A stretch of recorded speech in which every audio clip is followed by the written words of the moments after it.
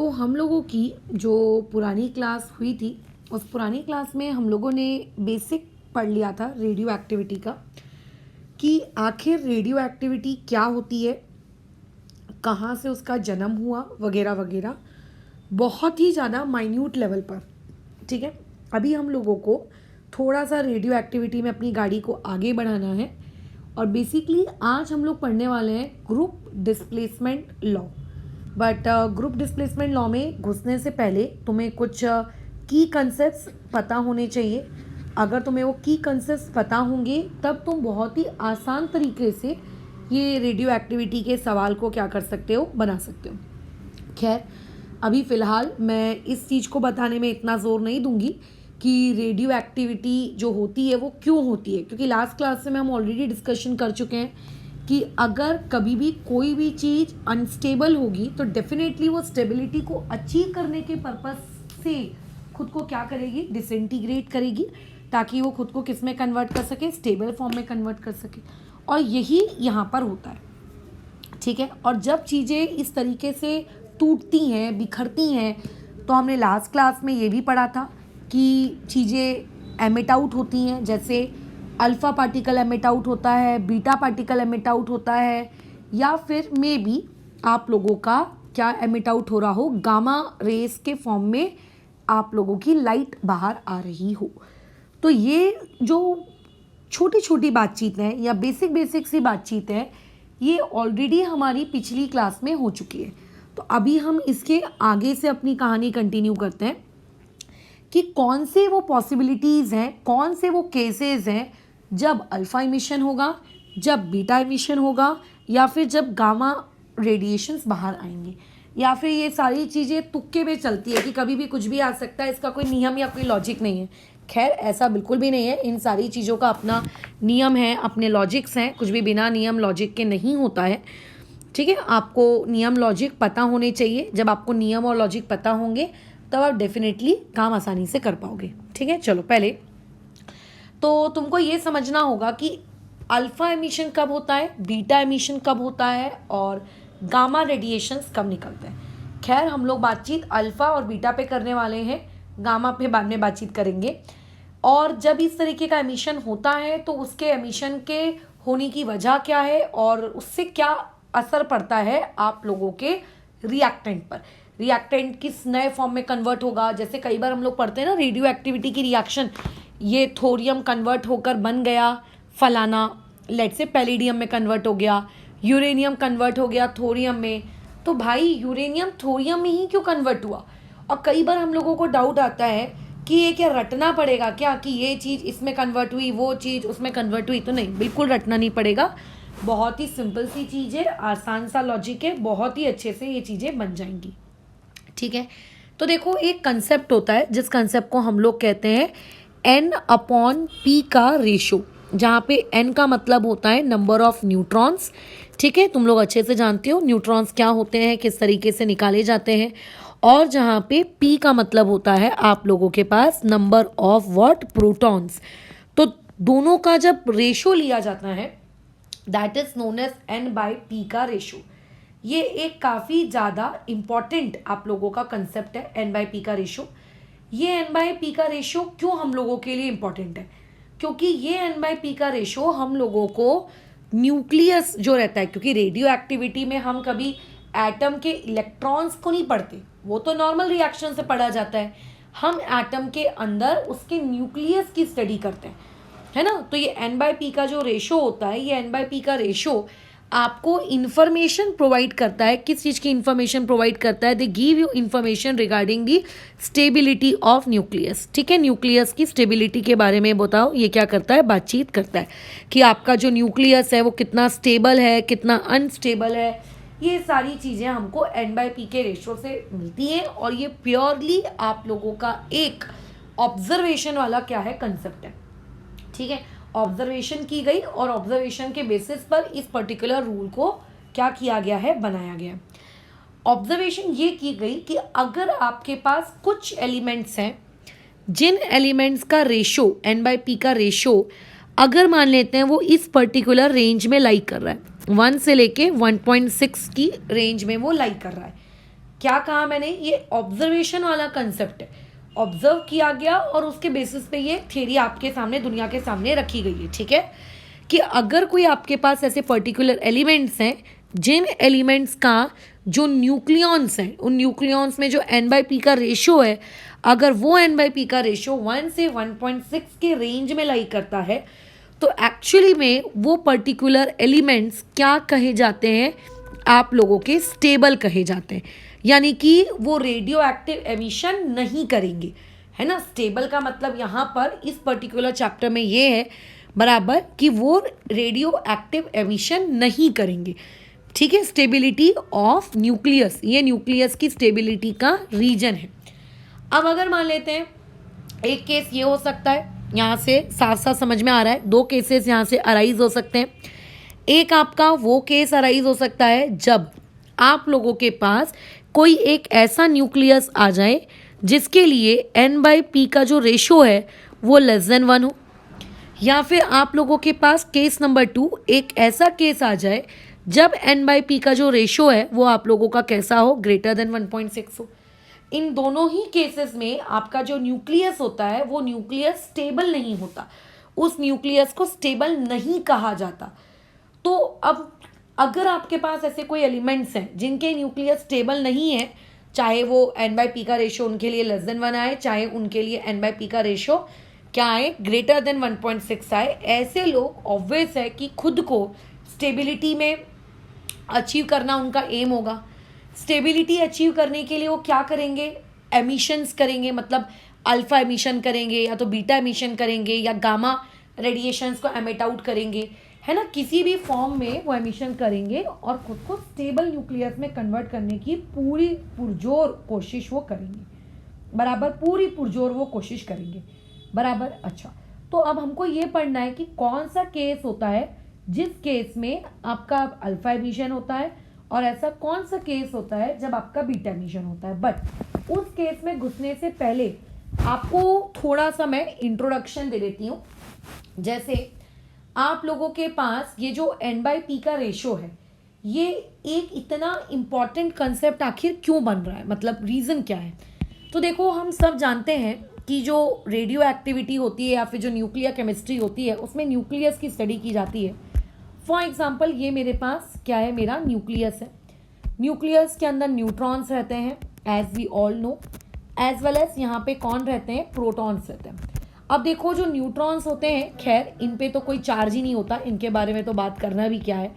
लेकिन जो प्रोटॉन्स होते हैं, तुम सभी लोग जानते हो कि protons are positive charge carriers, इनके ऊपर क्या होता है, पॉजिटिव चार्ज होता है।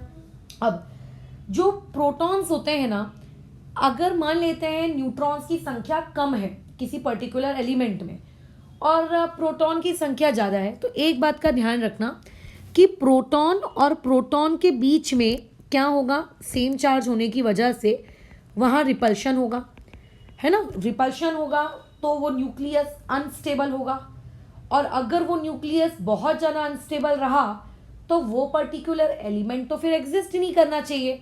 अब जैसे uranium, thorium, I do agree कि वो अनस्टेबल होते हैं, वो रेडियो एक्टिव एमिशन करते हैं, बराबर, बट वो उतने भी ज़्यादा अनस्टेबल नहीं होते कि वो एग्जिस्ट ही नहीं कर रहे। देखो, एक वर्ड होता है अनस्टेबल, जिसका मतलब होता है कि चीज़ें एग्जिस्ट ही नहीं कर रही हैं भाई। जैसे अगर मैं आपसे कहूँगी PI5, ऑर्गेनिक केमिस्ट्री पढ़ी है ना, उसमें हम लोगों ने बात की है कि PI5 ये एग्जिस्ट नहीं करता, PI3 एग्जिस्ट नहीं करता है ना। तो ऐसी चीज़ों को कहा जाता है अनस्टेबल। ये बात की हाईली अनस्टेबल, कि इतने ज़्यादा अनस्टेबल हैं कि एग्जिस्ट ही नहीं कर रहे। और दूसरी तरफ आपके पास कौन सी चीज़ें होती हैं जो अनस्टेबल है लेकिन कम से कम एग्जिस्ट तो कर रही है। तो अभी अगर मान लेते हैं न्यूक्लियस के अंदर प्रोटॉन और प्रोटॉन के बीच का ये जो रिपल्शन है, अगर ये रिपल्शन बहुत ज़्यादा होता, जो कि होगा भी डेफिनेटली, इमेजिन करो, तो ये इतने सारे प्रोटॉन्स, उन प्रोटॉन्स के वजह से वहाँ पे रिपल्शन होगा, और रिपल्शन की वजह से फिर तो न्यूक्लियस हाईली अनस्टेबल हो जाना चाहिए। और अगर न्यूक्लियस हाईली आपका अनस्टेबल हो चुका है तो ऐसे में क्या होना चाहिए, न्यूक्लियस ने तो डिस्ट्रॉय हो जाना चाहिए और एलिमेंट ने एग्जिस्ट नहीं करना चाहिए, बट स्टिल एलिमेंट एग्जिस्ट कर रहा है। है ना। अगर एलिमेंट एग्जिस्ट कर रहा है इसका मतलब प्रोटॉन प्रोटॉन के रिपल्शन के अलावा वहां पे कुछ तो ऐसे और भी फोर्सेस होंगे जो फोर्सेस उस रिपल्शन को मिनिमाइज करने का काम कर रहे हैं। ठीक है, जो क्या कर रहे हैं, उस पर्टिकुलर रिपल्शन को क्या करने का काम कर रहे हैं, मिनिमाइज करने का काम कर रहे हैं। तो एक्चुअली होता क्या है, न्यूक्लियस के अंदर इन रिपल्शन वाली फोर्सेस को बैलेंस आउट करने के लिए, in order to balance out this repulsive forces, है ना, अगर आप इसको बैलेंस आउट नहीं करोगे, ठीक है, balance out this repulsive force, आप लोगों को क्या चाहिए होते हैं, यू नीड न्यूट्रॉन्स। आपको क्या चाहिए होते हैं, न्यूट्रॉन्स चाहिए होते हैं। अगर न्यूट्रॉन्स की संख्या कम है एज कंपेयर टू प्रोटॉन्स, तो प्रोटॉन्स के बीच में इतना ज़्यादा रिपल्शन हो जाएगा कि वो पर्टिकुलर चीज़ एग्जिस्ट नहीं करेगी। इसीलिए हमको चाहिए होते हैं न्यूट्रॉन्स। ये न्यूट्रॉन्स हैं जो उस रिपल्शन को बोलो क्या करते हैं, मिनिमाइज करते हैं। वो उस रिपल्शन को क्या करने की कोशिश करते हैं, मिनिमाइज करने की कोशिश करते हैं।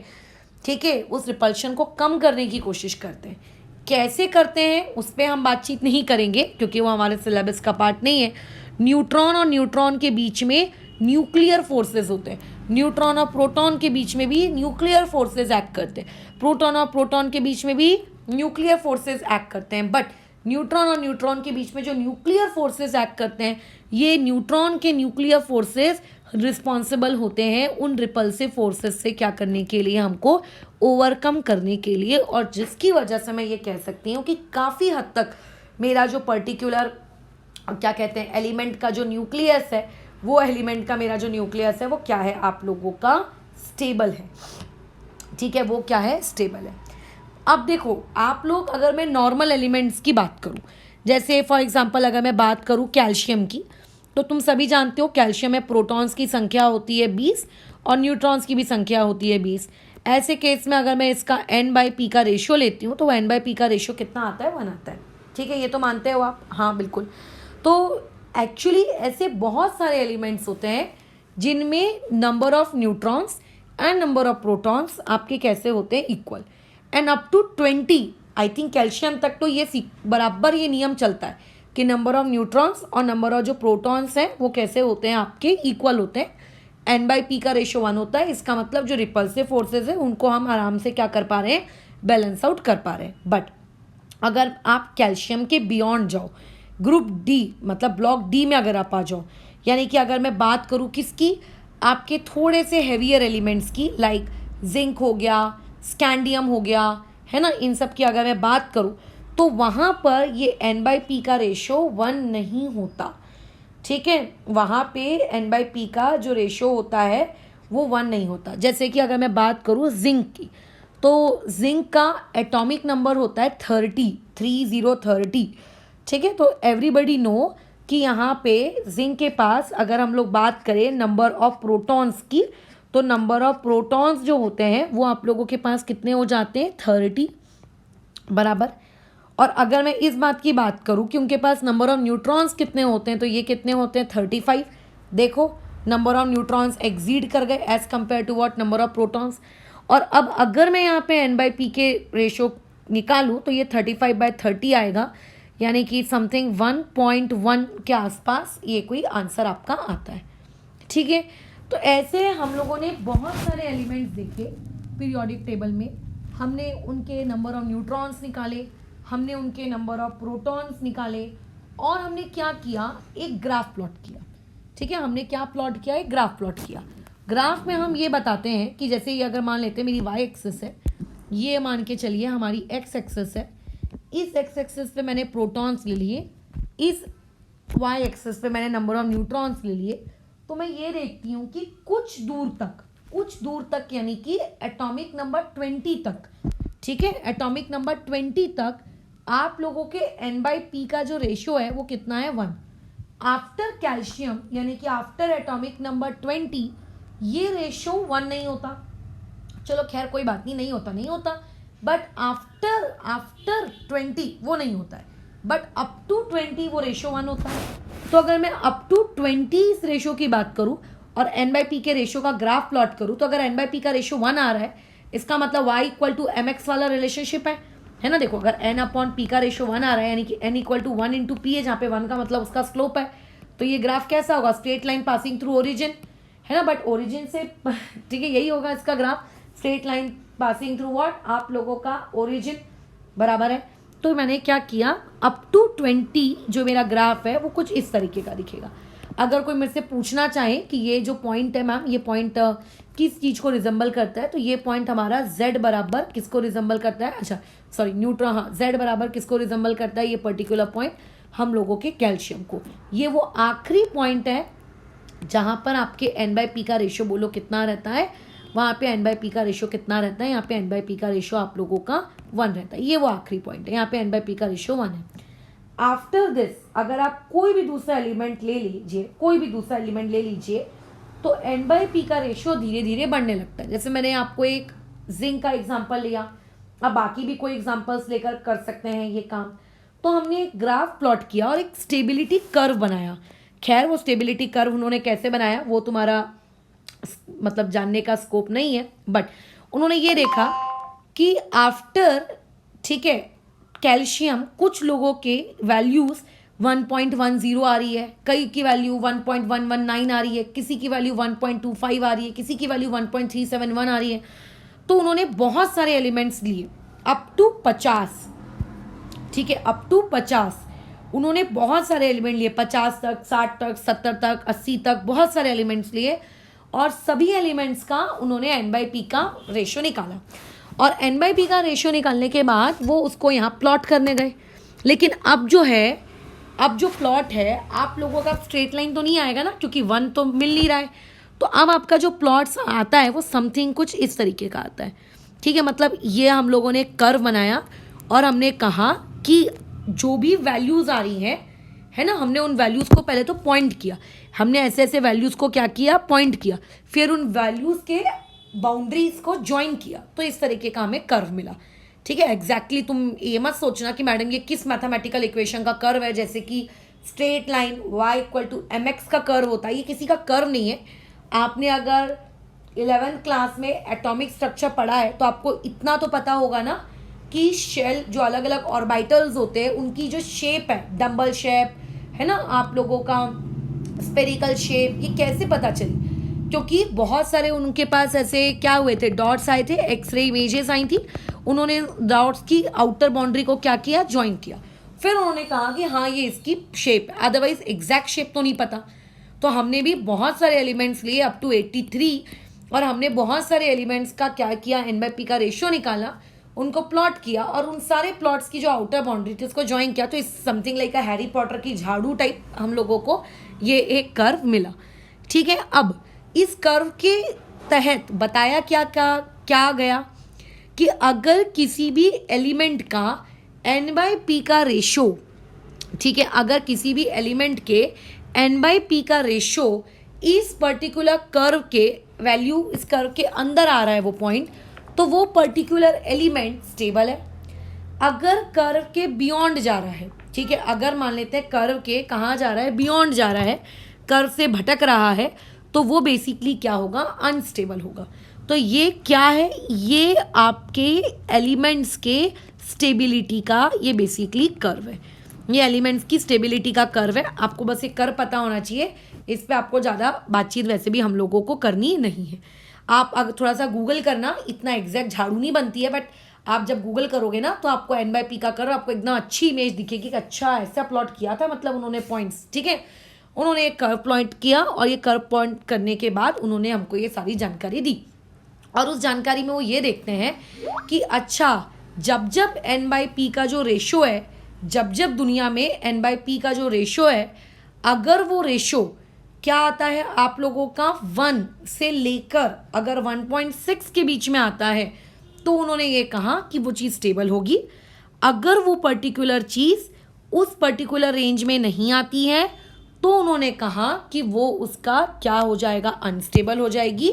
और अनस्टेबल होने के बाद बोलो क्या हो जाएगा, अनस्टेबल होने के बाद वो एमिशन करना शुरू करेगी। हो सकता है अल्फा रेस को एमिट आउट करे, हो सकता है बीटा रेस को एमिट आउट करे, हो सकता है गामा रेडिएशन से एमिट आउट करे, कुछ भी, बट एमिशन होगा। तो एमिशन कब होगा, किस सिचुएशन में होगा, ये हमको इस पर्टिकुलर बातचीत से पता चला, ठीक है। पहले मैं तुम्हें एमिशन के टाइप्स बता देती हूँ और फिर मैं ये बता देती हूँ कि कब कौन से केस में कौन सा एमिशन होने वाला है, ये ताकि तुम याद रख सको। तभी के तभी सब अगर बता देंगे तो खिचड़ी मच जाएगी और कुछ नहीं होगा। स्पेलिंग देख लेना कहीं कुछ गड़बड़ ना हो। खैर आगे बढ़ते हैं। सबसे पहला होता है अल्फ़ा डीके। सब लोग जानते हैं कि अल्फ़ा का मतलब क्या होता है। अल्फ़ा का मतलब होता है हीलियम, ठीक है, helium particles with 2 positive charge, ठीक है, 2 पॉजिटिव चार्ज। अल्फ़ा पार्टिकल्स का मतलब क्या होता है? अल्फ़ा पार्टिकल्स का मतलब होता है हीलियम। ये इसी को, हीलियम को ही हम अल्फ़ा पार्टिकल्स कहते हैं, ठीक है। या फिर आप हीलियम को, वैसे तो समझेगा कैसे मैन, तो हीलियम एटम भी तो हो सकता है, तो जनरली हम इस तरीके से रिप्रेजेंट करते हैं इसको। किस तरीके से बताओ? आपका हीलियम 2 पॉजिटिव, ये होते हैं आपके अल्फ़ा पार्टिकल्स। दूसरा होता है आप लोगों के पास एक एमिशन जिसको हम लोग कहते हैं बीटा डीके। अब बीटा डीके किस चीज़ को कहते हैं? अब बीटा डीके को समझने के लिए पहले तो आपको ये पता होना चाहिए कि बीटा पार्टिकल कहते किसको है। अगर आपको ये पता है कि बीटा पार्टिकल किसको कहते हैं तब आसानी होगी। देखो, beta particle are nothing but fast moving electrons. तो इलेक्ट्रॉन्स का सिंबल ई होगा। इलेक्ट्रॉन्स पे चार्ज कितने का होता है? -1 का। तो हम लोग नीचे ना चार्ज लिखते हैं, जो नीचे आपको दिखता है ना वो बेसिकली चार्ज लिखते हैं, और ऊपर की तरफ जो लिखते हैं वो बेसिकली मास लिखते हैं। तो यहाँ पे ये मास है। इलेक्ट्रॉन का मास तो वैसे भी नेग्लिजिबल होता है, राइट, इसीलिए 0 लिखा है। खैर ये देखो, हीलियम के ऊपर चार्ज 2 का होता है तो यहाँ 2 लिखा है, और ऊपर हीलियम के ऊपर का मास कितना लिखा हुआ है? 4। ये तरीका होता है इस तरीके से किसी भी चीज़ को रिप्रेजेंट करने का। खैर थर्ड वाले में आ जाते हैं। तीसरा होता है गामा डीके, या फिर मैं कहूँ गामा एमिशन। तो देखो, गामा के बारे में मैं ऑलरेडी पुरानी क्लास में आपको ये ऑलरेडी जस्टिफिकेशन दे चुकी हूँ कि गामा आर इलेक्ट्रोमैग्नेटिक वेव्स। वो लाइट है, लाइट, वो कोई पार्टिकल नहीं है, है ना, वो एक लाइट है। तो गामा पे ना तो कोई चार्ज होता है, और लाइट का मास की तो खैर बात करनी नहीं चाहिए, है ना। लाइट के लिए तो मास की बात करनी नहीं चाहिए, उनके पास तो वेवलेंथ होता है, मास थोड़ी ना होता है भाई उनके पास, तभी तो ट्रैवल कर रही है। चलो नेक्स्ट में आते हैं। Next is positron. ये वर्ड तुम लोगों के लिए हो सकता है मे बी नया हो, तो तुम्हें ये मतलब पता होना चाहिए कि पॉजिट्रॉन का मतलब क्या होता है। देखो, तुम लोग इलेक्ट्रॉन्स को जानते हो ना, बस इलेक्ट्रॉन का भाई इज पॉजिट्रॉन। फर्क बस इतना होता है कि इलेक्ट्रॉन्स के सिंबल में हम ई लिखते हैं, यहाँ भी ई लिखते हैं। इलेक्ट्रॉन का मास नेग्लिजिबल होता है तो ऊपर 0 लिखते हैं, यहाँ भी 0 लिखते हैं, और नीचे हम लोग यहाँ पे क्या लिखते हैं? +1। चार्ज उसके ऊपर पॉजिटिव वाला होता है, खत्म, ठीक है। अच्छा, एक होता है पांचवा जिसको हम लोग कहते हैं के इलेक्ट्रॉन कैप्चर।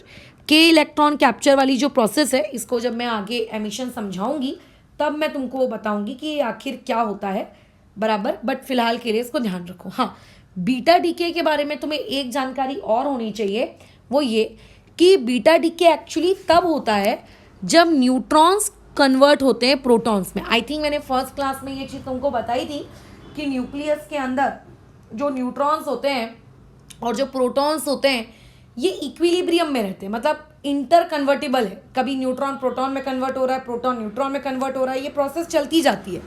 तो जब न्यूट्रॉन प्रोटॉन में कन्वर्ट होता है तो उस वक्त जो पार्टिकल एमिट करता है उसको बेसिकली बीटा एमिशन या बीटा डीके कहते हैं। और पॉजिट्रॉन एमिशन कब होता है? कि जब हम लोगों के पास प्रोटॉन है और वो हमारा प्रोटॉन किस में कन्वर्ट हो रहा है? आप लोगों के न्यूट्रॉन में कन्वर्ट हो रहा है। तो उस कन्वर्जन के दौरान जो पार्टिकल रिलीज होता है that is basically known as आप लोगों का पॉजिट्रॉन एमिशन। तो ये पता होना चाहिए कि कब कौन सा एमिशन हुआ वगैरह वगैरह। खैर अब और थोड़ा डिटेल में घुसते हैं इसके अल्फा डीके वगैरह की डिटेल में। तो देखो, अल्फा डीके के बारे में अगर तुम लोगों को जानना है तो इमेजिन करिए आपके पास एक कोई तो एलिमेंट है, मुझे नहीं पता वो एलिमेंट क्या है, एक कोई तो एलिमेंट है, बस इतना पता है। लेट्स से उस एलिमेंट का सिंबल है एक्स। तुम तो जानते हो एलिमेंट को हम किस रिप्रेजेंटेशन से दोनों डिनोट करते हैं, ये होता है हम लोगों के रिप्रेजेंट करने का तरीका। अगर मैं बात करूं अल्फा डीके की, ठीक है, अगर मैं बात करूं अल्फा डीके की, तो अल्फा डीके एक ऐसा डीके है जिसमें अल्फा पार्टिकल्स बाहर जाते हैं, है ना, जिसमें क्या होते हैं? अल्फा पार्टिकल्स बाहर चले जाते हैं। तो होता क्या है कि जो एलिमेंट एक्स है वो एलिमेंट एक्स तो रहेगा नहीं, क्योंकि एवरीबॉडी नोज कि रेडियो एक्टिविटी में जो आपका अनस्टेबल न्यूक्लियस होता है वो स्टेबल न्यूक्लियस में कन्वर्ट हो जाता है। मतलब if you have uranium, uranium will convert itself into thorium, ठीक है, लाइक दैट, मतलब एक न्यू चीज क्रिएट हो जाती है। तो एक्स एक्स नहीं रहेगा डेफिनेटली, वो वाई में कन्वर्ट हो जाएगा। लेकिन अब जो वाई में कन्वर्ट होगा, क्या उस वाई का एटॉमिक नंबर ए ही रहेगा? Obviously not. सॉरी, उसका एटॉमिक नंबर जेड ही रहेगा? Obviously not. उसका जो मास नंबर है क्या वो ए ही रहेगा? ऑब्वियसली नॉट, चेंज हो जाएगा। हमको ये सोचना है कि कितना चेंज होगा। तो पहली बात तो जब अल्फा डीके हुआ तो मतलब बाहर कौन निकला? बाहर ये महाशय निकले। मैंने फर्स्ट दिन की क्लास में कहा था, रेडियो एक्टिविटी वालों की जो बैलेंसिंग होती है वो नॉर्मल बैलेंसिंग नहीं होती कि आपने दोनों left side number of atoms को बैलेंस आउट कर दिया, बात खत्म। यहाँ तो भाई तुम number of atom balance out ही नहीं कर सकते, क्योंकि यूरेनियम कन्वर्ट हो गया थोरियम में। मतलब लेफ्ट साइड में यूरेनियम है, राइट साइड में थोरियम है, तुम कैसे उसको बैलेंस करोगे? बैलेंस तो लाइक एटम्स को किया जाता है ना। यहाँ पे बैलेंस किया जाता है चार्ज को और बैलेंस किया जाता है मास को। तो जब वो एक्स था तब उसके पास उसका लेफ्ट हैंड साइड में अकेला एक्स था वो, तो उसका एटॉमिक नंबर था जेड। जब वो राइट साइड चला गया तो डिसइंटीग्रेट हो गया, दो टुकड़ों में टूट गया। एक टुकड़ा है 2, तो वाई के पास कौन सा टुकड़ा गया होगा? वाई के पास गया होगा Z-2। जैसे अगर मैं कहूँ मेरे पास 50 रुपए हैं, 2 रुपए की मैंने चॉकलेट खा ली, तो बताओ कितने बचे?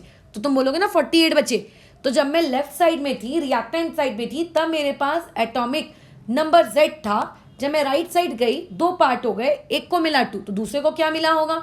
Z-2। ऐसे ही होती है बैलेंसिंग। मतलब जो वाई बनेगा वो उसका एटॉमिक नंबर क्या होगा? Z-2। ठीक है। जो ए है, ए के बारे में क्या कहना है कि जब हम लोग रिएक्टेंट में थे तब उसका मास नंबर कितना था? ए। जब वो प्रोडक्ट में गया, 2 टुकड़ों में टूट गया, एक हीलियम में और एक वाई में। तो हीलियम का कितना है? 4। तो वाई का कितना होगा? वाई का होगा A-4। यही नियम चलता है। ठीक है, यही नियम चलता है। इसके लगे तो कुछ आपको एग्जांपल्स में बता देती हूँ। जैसे कि मान लीजिए आपके पास पोलोनियम है। पोलोनियम मतलब 84, उसका एटॉमिक नंबर आपको याद करने की बिल्कुल ज़रूरत नहीं है। ठीक है, 215। ये कन्वर्ट हो रहा है किस में? बताओ। क्वेश्चन में दे दिया कि जा भाई यहाँ पर क्या हो रहा है? अल्फा डीके हो रहा है। बल्कि अल्फा डीके हो रहा है कि बीटा डीके हो रहा है, ये भी आपको पहचानना होता है। कैसे पहचानेंगे वो भी सीख लेंगे, बट अभी मैंने बता दिया तुमको कि अल्फा डीके हो रहा है। और यहाँ पे क्वेश्चन मार्क दे दिया कि बताइए, गिवन ऑप्शंस दे दिए 4, बताइए क्वेश्चन मार्क का आंसर क्या होगा। लो, अब क्या करेंगे? तो ऐसे में ध्यान रखना कि जो भी वो एलिमेंट होगा, लेट से वो एलिमेंट होगा एक्स, उसका जो भी एटॉमिक नंबर होगा वो 84 से 2 कम होगा, क्योंकि अल्फा डीके में 2 तो हीलियम को चला गया ना, तो उसका 2 कम होगा, यानी कि 82 होगा। और उसका जो मास होगा वो 4 कम होगा, यानी कि कितना होगा? 211 होगा। बराबर, खत्म। अब तुम अपने पीरियोडिक टेबल में जाओ और ढूंढो कि ये कौन सा एलिमेंट है जो 82 एटॉमिक नंबर रखता है और जिसका ये क्या कहते हैं, मास नंबर 211 है। तो तुम्हें पता चलेगा ये है आप लोगों का पसंदीदा लेड। ये ना थोड़ा थोड़ा आपको याद रखना पड़ेगा, क्योंकि वैसे भी हमारे पास बहुत ही फ्यू रेडियो एक्टिव एलिमेंट्स हैं। उन फ्यू रेडियो एक्टिव एलिमेंट्स में से आपको ये पता होना चाहिए कि 82 एटॉमिक नंबर वाला कौन है, 59 एटॉमिक नंबर वाला कौन है, वगैरह वगैरह, ये पता होना चाहिए। और इसके बारे में तो मैं ऑलरेडी बता चुकी हूँ पोलोनियम में। तो आपको नीचे मेंस के पेपर में 4 ऑप्शन मिलेंगे, आपको बस ये टिक करना है। बट जिस इंसान को यही नहीं पता है कि बैलेंसिंग होती कैसे है, वो इस क्वेश्चन को छोड़ आएगा और ये डिक्लेयर कर देगा ये तो रटने वाला सवाल था, हमें कैसे पता कि रेडियो एक्टिविटी में कौन सा एलिमेंट बनने वाला है, हमें कैसे पता। ठीक है, ऐसे मैं और भी एग्जांपल्स दे देती हूँ, चलो, ताकि तुम लोगों को कम से कम ये तो याद हो जाए कि किसका एटॉमिक नंबर क्या होता है। मास नंबर मत याद करना, एटलीस्ट एटॉमिक नंबर याद कर लेना, क्योंकि एटॉमिक नंबर से एलिमेंट आइडेंटिफाई हो जाता है ना। ये है मास नंबर से, खैर जो भी हो, मास तो सेम। अच्छा, ये हो गया 213 बिस्मथ। सभी केस में अल्फा एमिशन हो रहा है। ठीक है, मैं अभी आपको क्वेश्चन में बता रही हूँ कि सब केस में अल्फा एमिशन हो रहा है। अच्छा, बाद में तुमको आइडेंटिफाई करने को दूंगी कि बताओ इसमें कौन सा एमिशन हो रहा है, तब तुम आइडेंटिफाई करना। राइट नाउ मैं आपको बता के चल रही हूँ कि यहाँ पे सब जगह अल्फा एमिशन हो रहा है। ठीक है, तो अल्फा पार्टिकल एलिमिनेट होने के बाद जो एक्स बनेगा, उस एक्स के बारे में आपका क्या ख्याल है? बताओ। बहुत ही सिंपल है, जो भी एक्स बनेगा उसका जो एटॉमिक नंबर होगा वो 2 कम, यानी कि 83 में से 2 गया तो 81। 213 में से 4 माइनस करना है, दैट वुड बी 209। यूरेनियम का 2 कम कर दो, दैट वुड बी 90। ऊपर वाले में से 4 कम कर दो, तो 4 कम कर दोगे तो कितना हो जाएगा, दैट वुड बी 234। नीचे वाले में से 2 कम कर दो, दैट वुड बी 86। ऊपर से यानी कि एटॉमिक मास से 4 कम कर दो, दैट वुड बी 222। खत्म। अब आपको बस पता होना चाहिए कि कौन किस एलिमेंट का सिंबल है। तो जैसे 82 लेड का होता है, 81 जो होता है ये थैलियम का होता है। किसका होता है, थैलियम का। ठीक है, जैसे 81 और 82 पता चल गया, आपको 90 किसका होता है ये पता होना चाहिए। तो 90 होता है थोरियम का। आई थिंक तुमने ये सब सुना होगा, थोरियम थैलियम कभी तो सुना होगा। और जो 86 होता है ये तो पता ही होना चाहिए, इनर्ट गैसेस पढ़े हो ना, ये रेडॉन का होता है। ठीक है, किसका होता है, ये रेडॉन का सिंबल होता है। तो इस तरीके से ये होती है अल्फा एमिशन की कहानी, कि जो भी नया एलिमेंट बनेगा उस नए एलिमेंट का जो क्या कहते हैं एटॉमिक मास होगा वो पेरेंट से, देखो जो रिएक्टेंट होता है ना, यहाँ पे जो वर्ड होते हैं ना, जैसे हम लोग अभी तक 10th तक 11th तक क्या पढ़ते आए, reactant getting converted into product. कोई दिक्कत नहीं, आप यहाँ पे भी रिएक्टेंट वर्ड बोलो, यहाँ पे भी प्रोडक्ट बोलो, बट न्यूक्लियर केमिस्ट्री में यूजुअली हम रिएक्टेंट और प्रोडक्ट ऐसे शब्दों का प्रयोग नहीं करते। उसके बदले में हम लोग क्या वर्ड यूज करते हैं, पेरेंट डॉटर। जैसे आप बायोलॉजी में करते हो ना, पेरेंट अमीबा डॉटर अमीबाई, वैसे जो रिएक्टेंट होता है उसको पेरेंट कहा जाता है और जो प्रोडक्ट होता है उसको डॉटर कहा जाता है। तो अभी जब अल्फा डीके होता है तो जो डॉटर बनती है उसका एटॉमिक नंबर, डॉटर का एटॉमिक नंबर पेरेंट से 2 कम होता है और एटॉमिक मास पेरेंट से 4 कम होता है। ठीक है, इस पे हो सकता है कल को क्वेश्चन आ जाए कि which of the following statement is true about alpha decay, कि डॉटर का कम होता है एटॉमिक नंबर 2 से, मास नंबर 4 से कम होता है। तो आपको पता होना चाहिए कि who is daughter and who is parent. ठीक है, अच्छा अब एक बात मुझे बताओ, तुम लोगों को जब पीरियोडिसिटी पढ़ाई गई थी 11वीं कक्षा में, तो तुमको group number, period number identify करना सिखाया गया था। आज ना उसको रिवाइज कर लेना। ठीक है, कम से कम जब आप कोई नई चीज़ पढ़ते हो तो पुरानी चीज़ अगर उससे रिलेटेड कोई टॉपिक आए तो रिवाइज कर लेनी चाहिए। तो आप आज उसको रिवाइज कर लेना। ठीक है, चलो रिवीजन कर लिया। रिवीजन करने के बाद कम से कम तुम्हें इतना तो पता है कि ग्रुप नंबर कैसे निकालते हैं, बिल्कुल पता है। अगर मैं कहूँगी जाओ जाके बिस्मथ का ग्रुप नंबर निकालो तो तुम निकाल लोगे। पीरियोडिक टेबल देखो, देखो बिस्मथ कहाँ आता है, पता चल गया। मैं कहूँगी जाके थैलियम का आप ग्रुप नंबर निकालो तो आप बोलोगे कि अच्छा मैडम ये है आपका ग्रुप नंबर, बराबर। तो तुम अपनी खुद की खोपड़ी चलाओ, इमेजिन करो। अगर मैं बात करूँ नाइट्रोजन की, तो नाइट्रोजन का ग्रुप नंबर कितना होता है, 15, एवरीबडी नो। अगर मैं नाइट्रोजन से 2 एटॉमिक नंबर कम की बात करूँ, तो नाइट्रोजन से अगर 2 एटॉमिक नंबर कम की बात करें, इसका मतलब किसकी बात की जा रही है, इसका मतलब बात की जा रही है बोरॉन की। तो बोरॉन का ग्रुप नंबर क्या होगा, बोरॉन का ग्रुप नंबर होगा 13, कॉमन सेंस है। नाइट्रोजन से 2 ज़्यादा की बात करूँ यानी कि फ्लोरीन की, तो उसका ग्रुप नंबर क्या होगा, 15 + 2 यानी कि 17। तो इसका मतलब अगर पेरेंट का ग्रुप नंबर, ठीक है, अल्फा डीके में आपके पास जो पेरेंट एलिमेंट है, अगर जो पेरेंट एलिमेंट है, पेरेंट एलिमेंट का जो ग्रुप नंबर होता है, पेरेंट एलिमेंट का जो ग्रुप नंबर होता है, जो भी हो, मुझे नहीं पता कितना है, जो भी हो, तो डिपेंड करेगा ना कि पेरेंट कौन है। तो पेरेंट एलिमेंट का अगर मान लेते हैं ग्रुप नंबर Y होता है, तो ऐसे केस में आप लोगों की जो डॉटर बन रही है, जो डॉटर एलिमेंट बन रहा है, डॉटर एलिमेंट मतलब जो नया प्रोडक्ट बन रहा है, उस नए प्रोडक्ट का जो ग्रुप नंबर होगा वो ग्रुप नंबर क्या होगा, वो होगा Y-2। क्यों, क्योंकि एटॉमिक नंबर 2 से कम हो गया ना। अगर एटॉमिक नंबर 2 से कम हो गया इसका मतलब हम पीरियोडिक टेबल में 2 स्टेप पीछे चले गए। तो जो भी ग्रुप नंबर है वो 2 यूनिट से क्या हो जाएगा, कम हो जाएगा। इसी को बेसिकली ग्रुप डिस्प्लेसमेंट लॉ कहते हैं। ठीक है, इसी पर्टिकुलर ऑब्जर्वेशन को क्या कहा जाता है, ग्रुप डिस्प्लेसमेंट लॉ कहा जाता है। तो कई बार पूछ लेगा कि जब बिस्मथ था तो बताओ ग्रुप नंबर इतना है, तो उससे जो डॉटर बनेगी उसका बताओ ग्रुप नंबर क्या होगा। तो हम लोगों को वहाँ पे ऐसा लगता है कि अरे यार ग्रुप नंबर मैं कैसे निकालूं, मेरे को तो ये भी नहीं पता बन क्या रहा है। अच्छा, अगर बन रहा है, लेट्स से अगर आपको ये पता है, तो दूसरी समस्या ये आ जाती है कि अरे यार इसमें ये तो एफ ब्लॉक वाले इलेक्ट्रॉन्स है, इसके लिए तो हमको ट्यूशन में कोई रूल ही नहीं पढ़ाया, तो मैं कैसे कौन सा फॉर्मूला यूज़ करके इसका ग्रुप नंबर निकालूँ? तो ये कंसेप्ट यूज़ करके आप पहले आइडेंटिफाई करो कि डीके कौन सा हो रहा है। ये पर्टिकुलर रूल तब वैलिड है जब एक पर्टिकुलर पेरेंट के पास से कौन सा डीके हो रहा होगा, आप लोगों का अल्फा डीके हो रहा होगा, तब के लिए है ये पर्टिकुलर रूल। ठीक है, ये रूल तब के लिए है। Done, okay. So this was all about alpha decay. अब आते हैं हम लोग नेक्स्ट डीके की तरफ, दैट इज आप लोगों का बीटा एमिशन, या फिर मैं कहूँ बीटा डीके। तो जैसे कि मैंने बताया बीटा डीके के बारे में एक पॉइंट, बीटा डीके तब होता है जब आप लोगों का न्यूट्रॉन किस में कन्वर्ट हो रहा है, आप लोगों के प्रोटॉन्स में कन्वर्ट हो रहा है। ठीक है ना, ये तब होता है जब न्यूट्रॉन्स किस में कन्वर्ट होते हैं, प्रोटॉन्स में।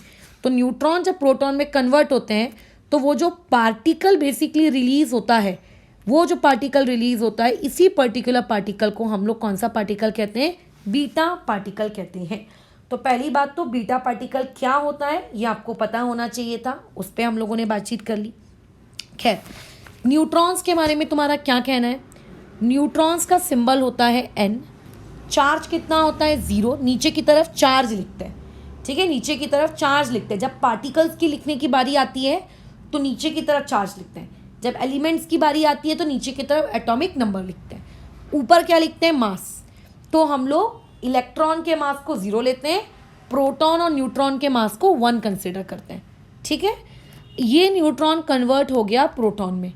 अगर न्यूट्रॉन प्रोटॉन में कन्वर्ट हुआ है तो तुम मुझे बताओ प्रोटॉन का मास कितना होता है? अगर मैं एग्जैक्ट वैल्यूज़ की बात करूं तो न्यूट्रॉन का मास समथिंग ये होता है, क्या कहते हैं, 1.6748 10 की पावर -24 ग्राम, इतना होता है आई थिंक। और जो प्रोटॉन होता है उसका होता है 1.6726। मतलब प्रोटॉन और न्यूट्रॉन का जो मास है वो ऑलमोस्ट सेम होता है, ऑलमोस्ट सेम होता है। तो ऐसे में प्रोटॉन के मास को क्या लिखा जा सकता है, ऊपर 1। और लेकिन प्रोटॉन का चार्ज और न्यूट्रॉन का चार्ज सेम नहीं होता। प्रोटॉन पे कितना चार्ज होता है, पॉजिटिव, तो उसको हम लोग लेंगे +1।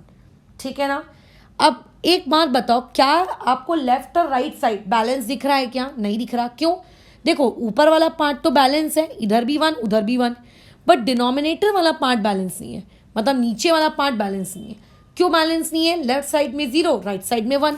तो इसका मतलब ज़रूर वहाँ पे एक सेकेंड चीज़ भी रही होगी, जिस सेकेंड चीज़ के पास नीचे की तरफ क्या रहा हुआ होगा, -1, ताकि वो 1 -1 मिलके क्या हो जाए, 0 हो जाए, और ये वाला 0 और ये वाला 0 फिर आपस में क्या हो जाए, बैलेंस। इसीलिए बाजू में मैंने जो पार्टिकल लिया है उस पार्टिकल के पास कौन सा वाला साइन दिया है, माइनस का साइन दिया है। ठीक है, तो इसका मतलब ज़रूर यहाँ पे एक ऐसा पार्टिकल है जिसका चार्ज -1 है और ऊपर उसका मास क्या है, 0 है। मास 0 क्यों है? क्योंकि ये वाली चीज़ तो देखो पहली बैलेंस आउट हो गई है, 1 और 1 पहले ही बैलेंस हो गया है, लेफ्ट का 1 राइट का 1। इसका मतलब जो सेकेंड चीज़ आपकी बनी है उसके पास कोई मास फास नहीं है। ठीक है, और इसी को बेसिकली क्या कहा जाता है, यही वो प्राणी है जिसको क्या कहा जाता है, बीटा पार्टिकल्स कहा जाता है। तो बीटा पार्टिकल्स कब पैदा होते हैं? जब न्यूट्रॉन्स डीके होता है या फिर कहूँ टूटता है। ठीक है, किस में, प्रोटॉन में, और आप लोगों के तब। ठीक है ना। अच्छा, अब मुझे एक बात बताओ, अगर इमेजिन करो आप लोगों के पास एक एलिमेंट है X, इस एलिमेंट का एटॉमिक नंबर है Z और इसका मास नंबर है A। अगर मैं ये कहूँ इसके अंदर बीटा डीके हुआ, तुम ये मत सोचो कि मैम बीटा डीके कब होगा, हमें कैसे पता चलेगा। पता चलेगा, मैं सिखा के दूंगी कौन सी कंडीशंस में होगा, बट फिलहाल सिर्फ अभी इतना सोचो कि बीटा डीके हो गया। अगर बीटा डीके हुआ तो ऑब्वियस है कि साथ में एक बीटा पार्टिकल बनेगा जिसके ऊपर 0 होगा और यहाँ पे कितना होगा, -1 होगा। ये तो एग्री करते हो? बिल्कुल। लेकिन लेकिन लेकिन साथ में कुछ y भी तो बनेगा। उस y के बारे में आपका क्या कहानी है, क्या कहना है? तो देखो बीटा पार्टिकल जो बना, क्या उस बीटा पार्टिकल ने कुछ मास लिया क्या? नहीं, बीटा पार्टिकल ने कोई भी मास नहीं लिया। इसका मतलब अगर लेफ्ट हैंड साइड में जो पेरेंट है अगर उसका मास a है तो राइट हैंड साइड में जो y बना उसका मास कितना होगा, उसका भी a होगा, बराबर उसका मास भी कितना होगा, a होगा। लेकिन क्या y के एटॉमिक नंबर में कोई चेंज आएगा? हाँ, y के एटॉमिक नंबर में चेंज आएगा। सोचो मैं यहाँ पे y के नीचे z की ऐसी क्या वैल्यू रखूं कि लेफ्ट साइड का टोटल z और राइट साइड का टोटल z आपस में इक्वल हो जाए। बताओ क्या वैल्यू रखूं यहाँ पे? तो यहाँ पे रहेगा z+1। तभी तो ये दोनों जेड्स को अगर मैं ऐड करूंगी z+1 -1 तो ये क्या हो जाएगा? z हो जाएगा, जो कि लेफ्ट हैंड साइड के बराबर है। तो ये क्या, ये कोई रटने की चीज है क्या कि कब मैडम z+1 लिखना है, कब z+2 लिखना है, कब z-2 लिखना है? नहीं, ये कोई रटने की चीज नहीं है। सिर्फ एक ही नियम है, लेफ्ट साइड में जितने भी z है उसका total equal to right side में जितने भी z है उसका टोटल। खत्म कहानी, और कुछ भी रटना नहीं है। कुछ एग्जाम्पल्स देख लेते हैं। जैसे कि आपके पास है लेड का एटॉमिक नंबर होता है 82 और उसका मास नंबर होता है 214। फिलहाल मैंने तुमसे कहा कि इसका जाकर क्या करवाओ? बीटा डीके करवाओ। ठीक है, जाके इसका बीटा डीके करवाओ। मैंने तुम्हें खुद ऑर्डर दिया। तुम अभी ये टेंशन मत लो कि हम कैसे आइडेंटिफाई करेंगे कि बीटा डीके होगा कि अल्फा डीके होगा। राइट नाउ अभी बीटा डीके हो गया। आप बस जाकर मुझको बताओ कि वहाँ पर जो नया एलिमेंट बना x, उस x का a क्या है, उस x का z क्या है। अच्छा, एक चीज़ करेक्ट करनी है, यहाँ पे बीटा ना लिखना, यहाँ पे इलेक्ट्रॉन लिखना। हम ऐसे रिप्रेजेंट करते हैं इसको, ठीक है, क्योंकि वो जीरो मास और निगेटिव चार्ज किसका सिंबल होता है? इलेक्ट्रॉन का ही होता है ना। अच्छा, अगर बीटा डीके हो रहा है तो मास नंबर को देखो, कोई फर्क नहीं पड़ेगा। ये 214, ये भी 234, ये 213। मेरे को पूरी हिंदी में गिनती नहीं आती है, तो जितनी आती है उतना मैं हिंदी में बोल देती हूँ। 82 का बताओ क्या होगा? मास नंबर 1 से बढ़ेगा, यानी कि ये कितना हो जाना है? ये हो जाना है 83, ये हो जाना है 91 और ये हो जाना है 84।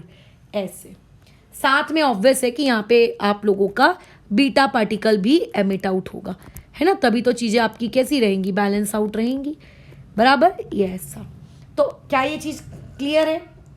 अच्छा, ऐसा एलिमेंट जिसका एटॉमिक नंबर 83 है, कौन होता है? एटॉमिक नंबर 83 वाला इज नोन एज बिस्मथ। ऐसा एलिमेंट जिसका एटॉमिक नंबर 91 होता है, दैट इज पैलेडियम। ठीक है, दैट इज पैलेडियम। ऐसा जिसका एटॉमिक नंबर 84 होता है, that is polonium, that is polonium. ठीक है, ये ऐसा, ये कहानी है कुछ ऐसी। अब एक बात बताओ कि जो डॉटर बना, उस डॉटर का एटॉमिक नंबर पेरेंट से ज़्यादा है। यानी कि अगर मैं ये कहूँ कि आप लोगों के पास जो पेरेंट था, अगर पेरेंट का ग्रुप नंबर, ठीक है, अब जो आपके पास पेरेंट था, उस पेरेंट का जो ग्रुप नंबर था, वो ग्रुप नंबर अगर मान लेते हैं Y था, तो अब वहाँ से जो डॉटर बन रहा है, उस डॉटर का जो ग्रुप नंबर होगा, वो ग्रुप नंबर बोलिए कितना होगा? That would be Y+1। यानी कि पीरियोडिक टेबल में वो कौन सी तरफ शिफ्ट हो जाएगा? राइट हैंड साइड में वो शिफ्ट हो जाएगा, RHS में शिफ्ट हो जाएगा बाय 1 यूनिट, है ना। बढ़ना मतलब राइट साइड जाना पीरियोडिक टेबल के, घटना मतलब लेफ्ट साइड जाना पीरियोडिक टेबल के, तो वो पीरियोडिक टेबल के राइट साइड मूव हो जाएगा। और ये तभी होने वाला है जब वहाँ पे कौन सा एमिशन होता है? जब वहाँ पे बीटा एमिशन होता है। ठीक है, अच्छा, क्या ऐसा कोई केस हो सकता है क्या जहाँ पे अल्फा एमिशन और बीटा एमिशन दोनों हो रहा हो? डेफिनेटली ऐसा भी एक केस हो सकता है जहाँ पे ये दोनों चीज़ें हों, तो हम न्यूमेरिकल्स जब करेंगे तब उस पर बात करेंगे। फिलहाल मेरे को एक चीज़ और जाननी है। तुमको मैंने लास्ट क्लास में isotope, isodiaphers, isotones, iso electrons, ये सब बताए थे। क्यों बताया था? इसी क्लास के लिए बताया था। अगर तुम इन दोनों स्पीशीज़ को कंपेयर करो, अगर इन दोनों स्पीशीज़ को तुम कंपेयर करो, क्या तुम्हें कंपैरिजन करके ये नहीं दिख रहा कि वो जो पेरेंट है और वो जो डॉटर है, उन दोनों का जो एटॉमिक मास है, वो एटॉमिक मास कैसा है? सेम है। तो लास्ट क्लास में जो तुमको सिखाया था क्या, कि अगर आपके पास 2 स्पीशीज़ हो और अगर उन दोनों स्पीशीज़ का एटॉमिक मास सेम हो, तो उन लोगों को हम लोग क्या कहते हैं? उन लोगों को हम लोग कहते हैं आइसोबार। यानी कि जब बीटा एमिशन होता है, ठीक है, तब वहाँ पे जो पेरेंट और डॉटर बनते हैं, वो पेरेंट और डॉटर एक दूसरे के क्या होते हैं? आइसोबार्स होते हैं। ठीक है, क्या होते हैं? आइसोबार्स होते हैं। अच्छा, जब अल्फा डीके होता है तब देखो, आइसोटोप्स तो नहीं है, क्योंकि आइसोटोप्स में बेसिकली Z सेम होना चाहिए। आइसोबार भी नहीं है, क्यों? क्योंकि आइसोबार्स में बेसिकली क्या सेम होना चाहिए? ए सेम होना चाहिए, है ना। आइसो इलेक्ट्रॉन्स भी नहीं है, मतलब आप चेक कर लेना कि वो आपस में क्या है। बट ये तो बहुत ही ऐसी इंफॉर्मेशन थी जो चीख चीख कर कह रही थी कि देखो मैं ये हूँ, देखो मैं ये हूँ, देखो मैं ये हूँ।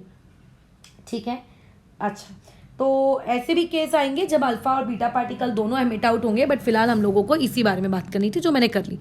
नेक्स्ट में आ जाते हैं हम लोग। नेक्स्ट इज आप लोगों का गामा एमिशन।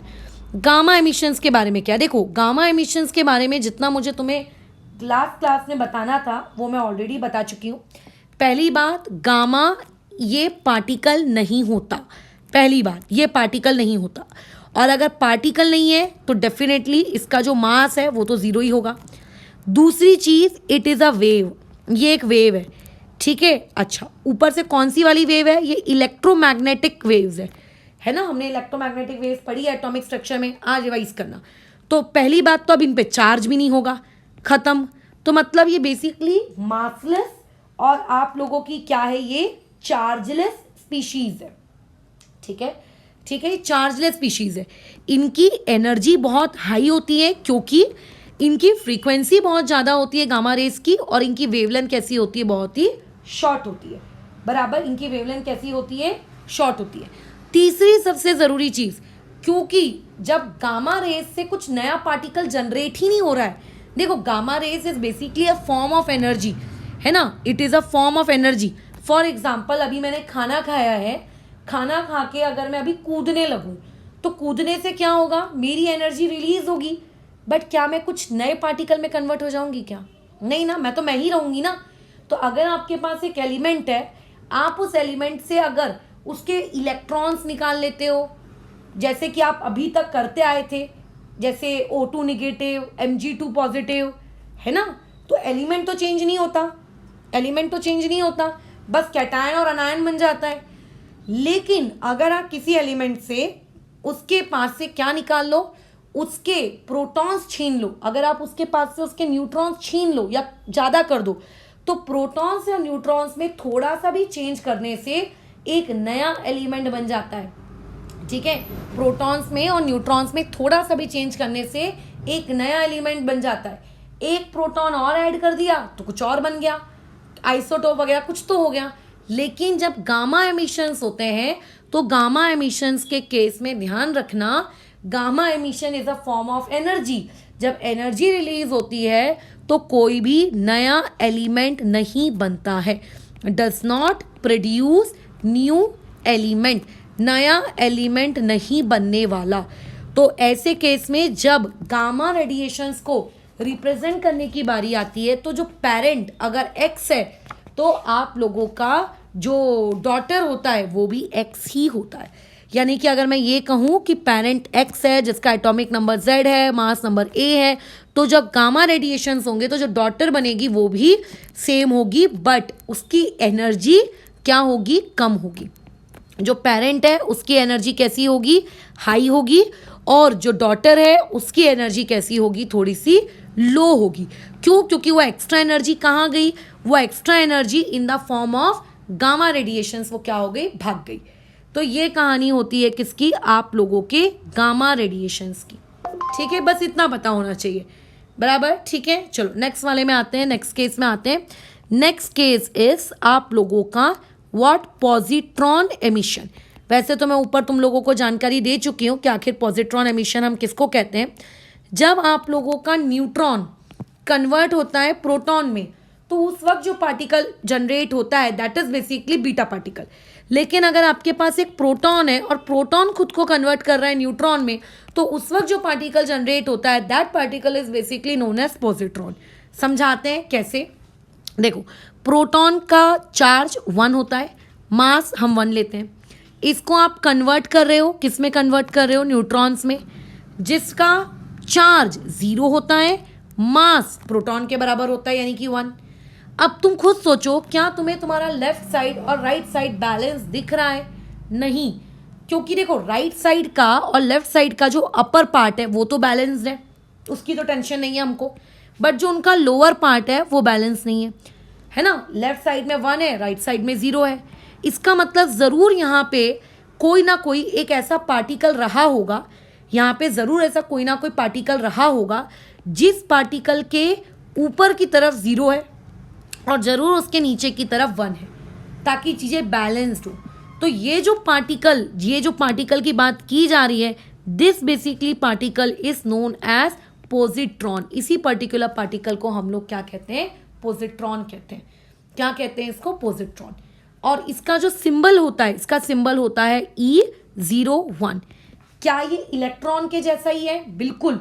इलेक्ट्रॉन भी देखो मासलेस होता है, उसके भी ऊपर हम 0 लेते हैं, उसका चार्ज 1 होता है, इसका भी चार्ज 1 है। फर्क इतना है कि इलेक्ट्रॉन के ऊपर -1 चार्ज होता है और उसके ऊपर +1 चार्ज है। सिर्फ प्लस माइनस का अंतर है भाई, बाकी तो सब कुछ सेम ही है। इसीलिए इसको भी हम लोग ई सिंबल से इंडिकेट करते हैं। आप +1 लगा दो तो पॉजिट्रॉन बन जाएगा, -1 लगा दो तो फिर आप लोगों का बीटा पार्टिकल बन जाएगा। ठीक है। अब मान लो अगर आपके पास कोई एक एलिमेंट है X, जिस X एलिमेंट का एटॉमिक नंबर है A और उसका मास नंबर, अच्छा एक मिनट रुको, एटॉमिक नंबर है Z और उसका मास नंबर है A। मान के चलो वहाँ से पॉजिट्रॉन निकल रहा है। वहाँ से कौन निकल रहा है? पॉजिट्रॉन निकल रहा है। पॉजिट्रॉन मतलब E10। तब खुद मुझे सोच के बताओ, जो Y बनेगा उस Y के Z के बारे में आपका क्या कहना है? तो डेफिनेटली उसका जो Z होगा वो -1 होगा और A पे कोई फर्क नहीं पड़ेगा।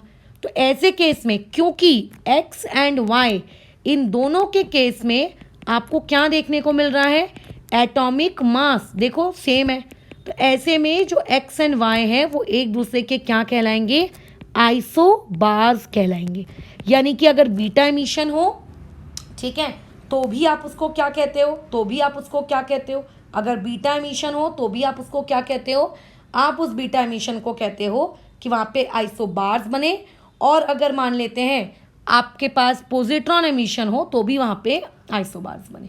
बट अगर मैं तुमसे ये पूछूं कि आपके पास जो पेरेंट था, उस पेरेंट का जो ग्रुप नंबर था वो ग्रुप नंबर अभी कितना था? Let's say Y। तो जो डॉटर होगा, क्या डॉटर का भी ग्रुप नंबर वही होगा? तो डेफिनेटली नॉट, डॉटर का ग्रुप नंबर चेंज हो जाएगा। जो डॉटर है उस डॉटर का जो ग्रुप नंबर होगा वो ग्रुप नंबर कितना होगा? उससे एक कम, यानी कि Y-1। तो ऐसे केस में मैं क्या ये कह सकती हूँ कि वहाँ पे कौन सा शिफ्ट होने वाला है? वहाँ पे पीरियोडिक टेबल में आपको कौन सा शिफ्ट देखने को मिलेगा? लेफ्ट हैंड साइड में शिफ्ट देखने को मिलेगा। और वो भी कितने यूनिट से आपको वो शिफ्ट देखने को मिलेगा? बाय 1 यूनिट आपको वो शिफ्ट देखने को मिल रहा है। ठीक है, तो ये कुछ एमिशंस के बारे में बातचीत थी जो हमने कर ली। अब हमें ये बात करनी है कि कौन सा एमिशन कब होता है। तो देखो मैंने क्या बताया था आपको, 2 केसेस बताए थे कि अगर N/P का रेशियो ज़्यादा रहे रेंज से, है ना, रेंज क्या है हमारी? 1 से लेके 1.6 बराबर। जैसे कि ये जो ग्राफ हमने नीचे बनाया है, कहाँ गया ये ग्राफ? इस ग्राफ के इस तरफ ये जो लेफ्ट साइड का हिस्सा है ये किस चीज़ को इंडिकेट करता है? कि वहाँ पे प्रोटॉन्स कम है और न्यूट्रॉन्स ज़्यादा है, यानी कि N/P ग्रेटर देन 1.6 को रिप्रेजेंट करता है। ये जो ग्राफ के नीचे का हिस्सा है इसमें प्रोटॉन्स ज़्यादा है और न्यूट्रॉन्स कम है, मतलब ये ग्राफ किस चीज़ को रिप्रेजेंट करता है? N/P का रेशियो <1 को रिप्रेजेंट करता है। और ये जो बीच का है ये रेंज को रिप्रेजेंट करता है। जो हमने रेंज लिखी थी ना 1 से लेके 1.6, उस रेंज को रिप्रेजेंट करता है।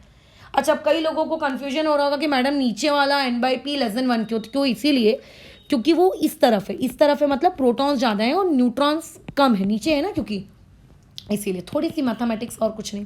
खैर, तो हमने जो 2 केसेस पे बात की थी कि अगर N/P का वैल्यू <1 रहे, अगर N/P की वैल्यू ग्रेटर देन 1.6 रहे, तो ध्यान रखना जब जब N/P की वैल्यू ग्रेटर देन 1.6 रहेगी, जो कि आप आसानी से निकाल सकते हो। अगर मैं आपको कोई एक एलिमेंट दे दूँ, आप 10th क्लास पढ़कर आए हो ना, 9th पढ़कर आए हो ना, आपको उसका number of neutrons, number of protons, number of electrons लिखना आता है ना, बस आप उनके वो तीनों लिखो और रेशो निकाल लो। तो जब N/P का रेशो लेस देन कितना आता है आप लोगों का, ग्रेटर देन 1.6 आता है, तो ऐसे केस में वहाँ पे जो एमिशन होता है that emission is known as beta emission. मैंने जितने भी केस आपको दिए थे बीटा एमिशन के, नीचे एग्जाम्पल जितने भी दिए थे, आप उनके नंबर ऑफ न्यूट्रॉन्स निकाल लो, आप उनके नंबर ऑफ प्रोटॉन्स निकाल लो, आप देख लो। ठीक है कि क्या सही में वहाँ पे N/P का रेशो ग्रेटर बाय 1.6 आ रहती है, थोड़ा बहुत हो सकता है 1 का 1.59 आ जाए, उतना माइनर चलेगा। लेकिन अगर आप लोगों का लेस देन 1 वाला केस रहा, मतलब रेशो लेस देन 1 है, तो ऐसे केस में वहाँ पर अल्फा पार्टिकल्स एमिट आउट होंगे। ठीक है, ठीक है, क्या एमिट आउट होंगे? अल्फा पार्टिकल्स एमिट आउट होंगे। अगर मान लेते हैं n/p का रेशो लेस देन 1 रहा, तो फिर वहाँ पे पॉजिट्रॉन का भी एमिशन हो सकता है। मतलब समझ लो कब कहाँ पे कौन सा एमिशन होगा। और तीसरी पॉसिबिलिटी जो कि काफ़ी रेयर होती है, एबनॉर्मल सिचुएशन होती है, ठीक है, उसको कहते हैं हम लोग के इलेक्ट्रॉन कैप्चर। उसे क्या कहते हैं? के इलेक्ट्रॉन कैप्चर। ये एक एबनॉर्मल सिचुएशन होती है। ठीक है, अगर किसी पर्टिकुलर एलिमेंट के पास सफिशिएंट एनर्जी नहीं है कि वो अल्फा पार्टिकल को एमिट आउट कर पाए, पॉजिट्रॉन को एमिट आउट कर पाए, तो वो उस केस में क्या करता है? के इलेक्ट्रॉन का कैप्चर करता है। मैंने सब कुछ समझा दिया तुमको, बस के इलेक्ट्रॉन कैप्चर समझाने की हूँ।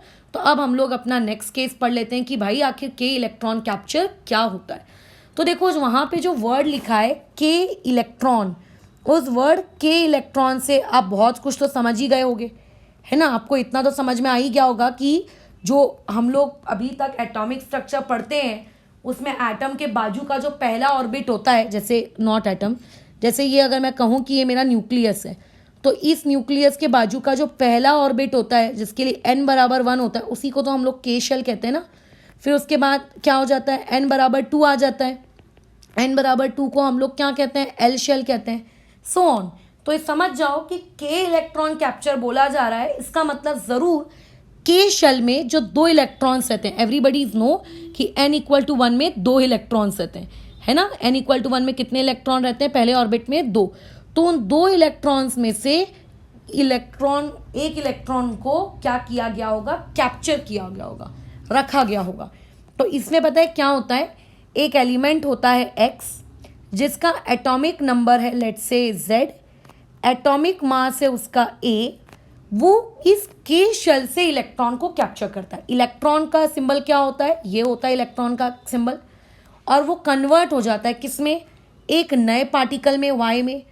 जिस पार्टिकल का z क्या होगा? ऑब्वियसली उसका z क्या होगा? z-1 होगा। और उसका जो a होगा वो a का a ही रहेगा।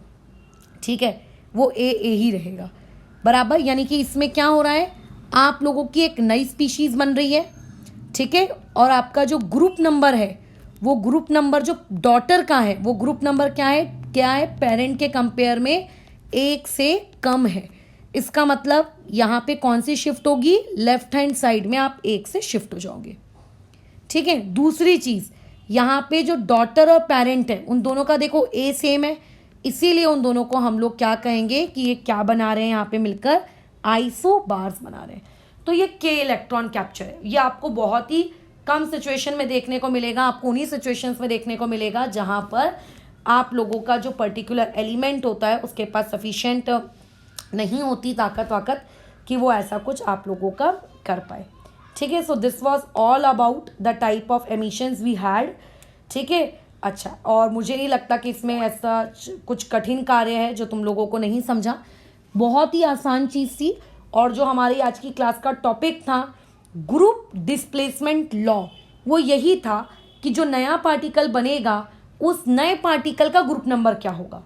तो अगर नया पार्टिकल के इलेक्ट्रॉन एमिशन से बन रहा है तो डिस्प्लेसमेंट बोलो कहाँ हुई? लेफ्ट हैंड साइड हुई, मतलब जो थी उससे कम। अगर इलेक्ट्रॉन मान के चलते हैं, सॉरी, अगर मान लेते हैं एमिशन पॉजिट्रॉन का हो रहा है तो शिफ्टिंग बताओ कहाँ होगी? वो भी लेफ्ट हैंड साइड में होगी। अगर एमिशन गामा का हो रहा है तो इसका मतलब वहाँ पे कुछ भी नहीं होगा क्योंकि कुछ नया बनता ही नहीं है। अगर बीटा एमिशन हो रहा है तो ही वहाँ पे देखना शिफ्टिंग कहाँ हो रही है? RHS में। इससे मतलब तुम ये समझ लो कि कई बार क्वेश्चन में ऐसी हिंट दी हुई होती है कि ग्रुप डिस्प्लेसमेंट लॉ के अकॉर्डिंग जो डिस्प्लेसमेंट हुआ वो पीरियोडिक टेबल के पेरेंट के राइट साइड हुआ।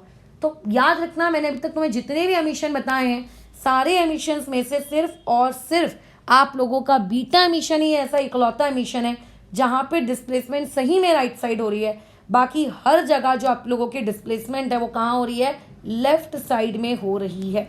तो ये जो छोटी छोटी हिंट्स हैं ताकि जिससे आप पता लगा सको कि आप लोगों का जो एमिशन हो रहा है वो कौन सा एमिशन है, क्योंकि अगर आपको एमिशन कौन सा है ये पता होगा तो जब मैं अभी कल तुम लोगों से न्यूमेरिकल्स करवाऊंगी वो न्यूमेरिकल्स करना तुम लोगों के लिए बहुत ही आसान हो जाएगा। ठीक है। अच्छा, कई बार ऐसे भी केसेस आते हैं जब वहाँ पे अल्फा पार्टिकल भी मतलब एमिट आउट होता है और वहाँ पे बीटा पार्टिकल भी एमिट आउट होता है। वहाँ पे दोनों चीज़ें हो रही हैं। ठीक है, अल्फा पार्टिकल भी निकल रहा है, बीटा पार्टिकल भी। तो उससे पता है न्यूमेरिकल्स किस तरीके से पूछ लेता है पूछने वाला, आप लोगों को इस तरीके से न्यूमेरिकल्स पूछ लेता है कि भाई बता कि कितने अल्फा पार्टिकल्स एमिट आउट हुए और कितने बीटा पार्टिकल्स एमिट आउट हुए। नियम एकदम सटीक साफ शब्दों में बता दूं, पूरी रेडियो केमिस्ट्री में एक ही रहेगा, वो ये लेफ्ट हैंड साइड में जितने भी पेरेंट है, वैसे पेरेंट एक ही होगा, उस पेरेंट का जेड और राइट हैंड साइड में डॉटर प्लस पार्टिकल का जेड सेम होना चाहिए। ठीक है, नियम एक ही होगा क्या कि जो जेड है किसका, आप लोगों के पेरेंट का, वो इक्वल होना चाहिए, किसके इक्वल होना चाहिए, जेड ऑफ डॉटर प्लस जो भी चीज़ एमिट आउट हो रही है उसके। दूसरा कि लेफ्ट हैंड साइड में जो भी आपका पेरेंट है उसका ए इक्वल होना चाहिए किसके, जो राइट हैंड साइड में डॉटर है प्लस जो एमिट आउट हो रहा है उसके। ठीक है, बस ये ध्यान में रखना, ये नियम होता है। इस नियम के अकॉर्डिंग आप लोगों को चीज़ों को बैलेंस आउट करना है। जब आप चीज़ों को बैलेंस आउट करेंगे तो डेफिनेटली आपका आंसर कभी गलत नहीं आएगा। यहाँ पे जो नॉर्मल बैलेंसिंग करने का हमारा फितूर रहता है वो आप कृपया करके ना करें। ठीक है, ये मत करना बराबर। क्यों? क्योंकि अगर तुमने ऐसा किया तो ऐसा करने से बोलो क्या हो जाएगा कि वो जो लॉ ऑफ मास कंजर्वेशन रहता है वो यहाँ थोड़ी ना वैलिड है, क्योंकि यहाँ तो लेफ्ट और राइट साइड के तो पार्टिकल्स ही सेम नहीं है ना, लेफ्ट और राइट साइड के तो पार्टिकल्स ही सेम नहीं है। तो ऐसे में जो लेफ्ट और साइड के पार्टिकल्स ही सेम नहीं है तो आप उनको कैसे नॉर्मल बैलेंसिंग के वाया आप उन्हें बैलेंस करने का सोच रहे हो। ठीक है, चलो फिलहाल इस चीज़ को यहाँ पे हम लोग रोकते हैं, कल इसके आगे कंटिन्यू करेंगे। जहाँ पे हम लोगों ने आज जो क्लास में पढ़ा उससे रिलेटेड कल हम लोग न्यूमेरिकल्स करेंगे। ठीक है ना। हाँ, एक लाइन और है जो मुझे यहाँ पे लिखवा लेने दो। Sometimes alpha and beta both particles are generated, दोनों पार्टिकल्स जनरेट हो रहे हैं। ठीक है, कभी कभी दोनों होते हैं। ठीक है, अच्छा वो स्पेशल केस है, उसके बारे में हम कोई रूल्स नहीं बना रहे हैं। ठीक है, उसमें नहीं जाना है। देन ठीक है ना, ऐसे केस में आपको बस इतना ध्यान रखना है कि जो पहले पेरेंट था उस पेरेंट का अगर एटॉमिक नंबर कितना था जेड, तो वो जो डॉटर होगी उस डॉटर का एटॉमिक नंबर क्या होगा, Z-4, मतलब एटॉमिक नंबर 4 से डिक्रीज होगा। क्यों 4 से? क्योंकि अल्फा की वजह से एटॉमिक नंबर, एक मिनट रुको, एटॉमिक नंबर सॉरी कितने से डिक्रीज हो जाएगा, एक मिनट रुको करके दिखा देती हूँ। एक X है, उसका एटॉमिक नंबर है Z और एटॉमिक मास है A। यहाँ से Y बना प्लस बीटा पार्टिकल बने, कितने बने वो मत सोचो, E0-1 प्लस अल्फा पार्टिकल्स बने। ठीक है, कितना 2 और यहाँ पर 4। अब मुझे बताओ कि जो Y होगा उस Y का Z क्या होगा, उस Y का Z क्या होगा, आप लोगों का Z-1 यही होगा। यानी कि अगर पेरेंट का Z है तो डॉटर का होगा Z-1। अगर पेरेंट का एटॉमिक मास A है तो डॉटर का होगा A-4। ये कहानी है। और ये जो दोनों होंगे ये जनरली क्या होते हैं, आप जब क्वेश्चंस करोगे तो पता चलेगा ये एक दूसरे के आइसोटोप्स होते हैं। ठीक है, जनरली इस टाइप का काम आइसोटोप्स वाले केस में ही होता है। खैर फिलहाल इस चीज़ को यहाँ रोकते हैं, कल इसके